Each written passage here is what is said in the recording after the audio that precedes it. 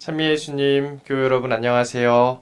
말씀을 먹어라 연중 제4주일 여러분과 함께 복음 말씀을 나눌 오중석 프란치스코 신부입니다. 먼저 이번 한 주간 우리 바빴던 마음들 그리고 좀 여러 가지 생각들을 정리하고 하느님 말씀을 듣기 위한 침묵의 시간을 갖도록 하겠습니다.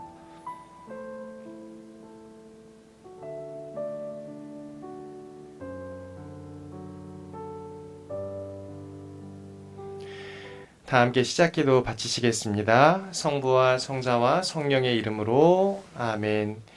말씀은 바로 내 곁에 있고 내 입에 있고 내 마음에 있다. 주님 성령의 빛으로 저희 눈을 여시어 주님의 길을 보게 하시고 저희 귀를 여시어 생명의 말씀을 듣게 하소서. 아멘. 성부와 성자와 성령의 이름으로 아멘. 네, 오늘 말씀은 마르코 복음 1장 21절에서 28절까지의 말씀입니다.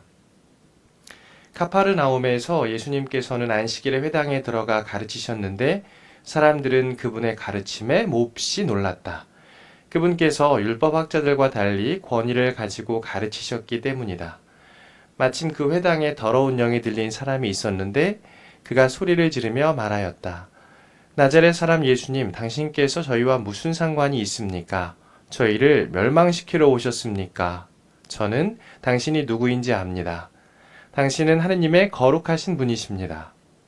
예수님께서 그에게 조용히 하여라, 그 사람에게서 나가라 하고 꾸짖으시니 더러운 영은 그 사람에게 경련을 일으켜 놓고 큰 소리를 지르며 나갔다. 그러자 사람들이 모두 놀라 이게 어찌된 일이냐? 새롭고 권위 있는 가르침이다. 저희가 더러운 영들에게 명령하니 그것들도 복종하는구나 하며 서로 물어보았다. 그리하여 그분의 소문이 곧바로 갈릴레아 주변 모든 지방에 두루 퍼져나갔다. 네, 오늘 말씀을 함께 들었는데요. 이 본문의 구조를 보면 마르코 복음이 소개하는 첫 구마 기적 사화라는 것을 우리가 알 수 있어요. 예수님께서 갈릴레아 전도 시작을 선포하시면서 오늘 복음 바로 전 단락에서 어부 네 사람을 이제 제자로 부르십니다. 연중 제3주일 지난주일 말씀인데요. 제자들은 곧바로 예수님을 따라 나섭니다. 물론 여러 가지 상황의 어려움 또 갑작스러움들이 있었겠지만 곧바로라고 하는 그 단어에 한번 주목을 다시 해봅니다. 이어서 오늘 복음에서 예수님께서 회당에서 더러운 영을 내쫓으시는데 마르코 복음 저자의 의도에 따르면 이 예수님께서 누구이신가? 바로 더러운 영조차 내쫓으시고 잠재우시는 분, 곧 하느님의 아들. 그래서 이 군중의 반응을 통해 나타나는 새롭고 권위 있는 가르침에 대한 고백을 우리에게 소개해주고 있습니다. 여러 가지 묵상 주제들이 있겠지만 저는 이 사람들의 반응도 함께 보았습니다. 사람들은 그분의 가르침에 몹시 놀랐다. 그분께서 율법학자들과 달리 권위를 가지고 가르치셨기 때문이다. 조금 이따 보시면 아시겠지만 놀라는 대목이 두 번 나오는데요. 첫 번째는 율법학자들과 달리 회당에서 그분이 가르치시는 권위의 모습이 있고 두 번째로는 악령이 떠나가고 나서 또 그 모습을 보고 군중들이 놀라게 됩니다. 사람들이 왜 놀랐을까? 왜 율법학자들과 달랐을까? 이 권이라는 단어, 엑스우시아를 찾아보면 어떤 존재로부터라고 이렇게 해석이 됩니다. 그러니까 내용 자체 물론 너무 좋았겠죠. 네, 예수님의 가르침이다 보니까. 근데 이 내용보다 예수님으로부터 그 가르침이 전달되었기 때문에 사람들은 놀랐던 것입니다. 우리가 렉시오 디비나나 또 여러 가지 묵상 방법들이 있지만 한번 그 장면을 떠올려 보면 예수님의 눈빛, 말투, 그리고 다가서려는 모습들 이런 것들 안에서 아마 예수님은 한 사람 한 사람을 대하실 때 예수님의 이 존재로부터 그들을 치유하시고 자유와 생명과 해방을 주시려는 그 모습이 이미 전달이 되지 않았나 싶습니다. 요즘에 많이 나오는 그런 어떤 자기계발이나 학습 방법들 중에서도 누군가를 가르치는 것도 중요하지만 그 스스로가 그 가르침을 받아들이도록 이끄는 마음의 변화가 아주 중요한 대목이라고 할 수 있죠. 나자렛 사람 예수님, 당신께서 저희와 무슨 상관이 있습니까? 하느님과 그분의 모상인 우리 창조물, 인간은 늘 이렇게 연결이 되어 있죠. 물론 우리가 죄로 인해서 하느님과 관계에 단절이 되었고 멀어졌지만 늘 하느님과 또 또 우리 그분의 모상인 인간은 연결되도록 부르심을 받았습니다.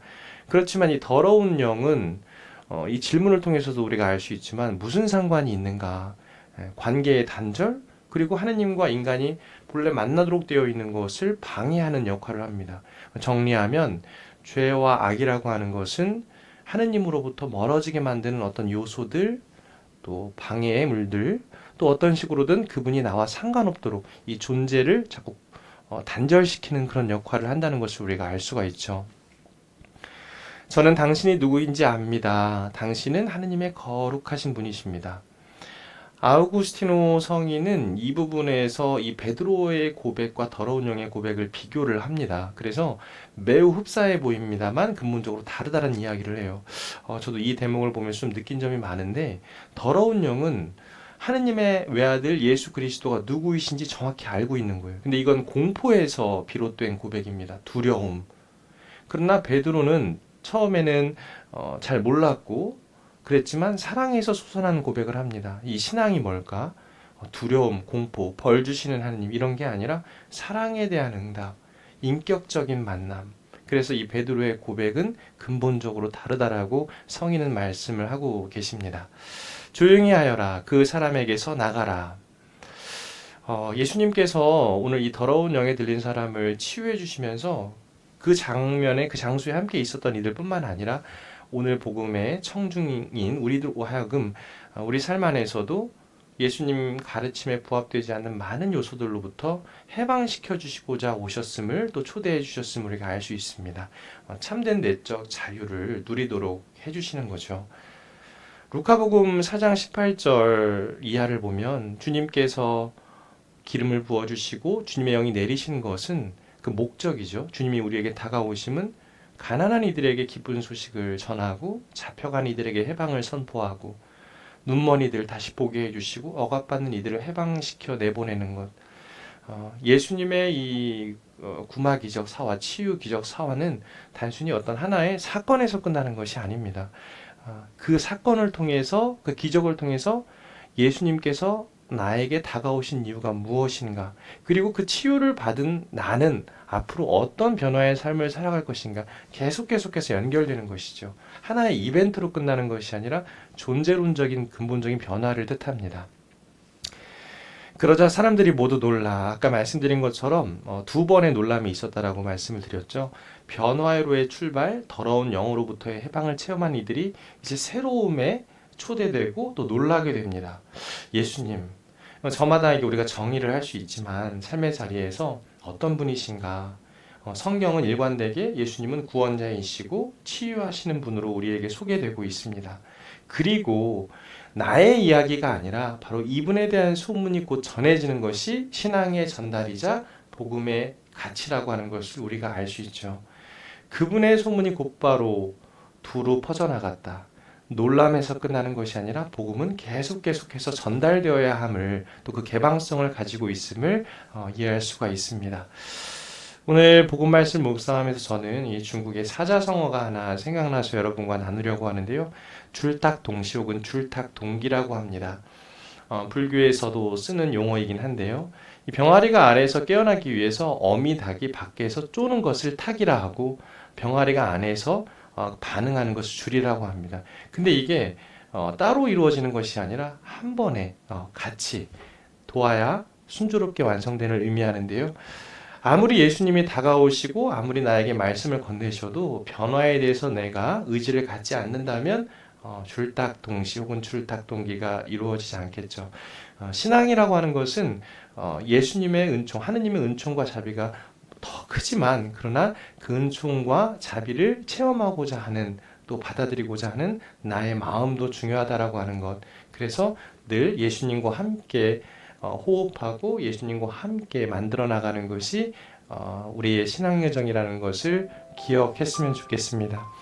두 가지 주제를 여러분들과 이번 주에 나눴으면 좋겠는데, 첫 번째는 이제 우리가 예수님의 가르침을 듣고 복음 말씀을 듣잖아요. 근데 이제 일상생활에서 충돌하거나 불편한 점이 분명히 있을 겁니다.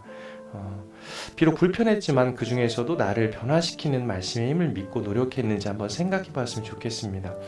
신앙이라고 하는 게 너무 편할 수는 없죠. 왜냐하면 내 안에 성령의 불께서 타오르실 때 정화되어야 될 것들은 분명히 갈등과 충돌을 일으키기 때문에 그렇습니다. 그러나 그런 과정이 이어질 때 비로소 우리가 완덕의 길로 나아갈 수 있다라는 것을 우리 삶 안에서 각자의 주제에 맞게 한번 생각을 해봤으면 좋겠고요. 두 번째는 일상 안에서 타인과 우리가 대화를 하면서 여러 가지 이야기를 합니다. 나는 주로 어떤 대화 형식을 취하고 있는지요. 제가 최근에 묵상한 주제 중에 이런 표현이 있어요. 혹시 들었어? 들으셨어요? 근데 이 말은 남에 대한 험담, 또 안 좋은 이야기, 사건, 사고, 부정적인 이야기들이 대부분 주를 이루는 것 같습니다. 그게 아니라 오늘 복음에서 군중들이 하느님의 권능을 체험하고 그 소식을 널리 전하는 것처럼 우리도 누군가를 변화시키고 또 긍정적으로 그에게 힘을 주는 살리는 좋은 이야기를 나누고 있는지, 복음을 나누고 있는지 돌이켜보는 그런 연중체 4주간이 되셨으면 좋겠습니다. 성부와 성자와 성령의 이름으로 아멘.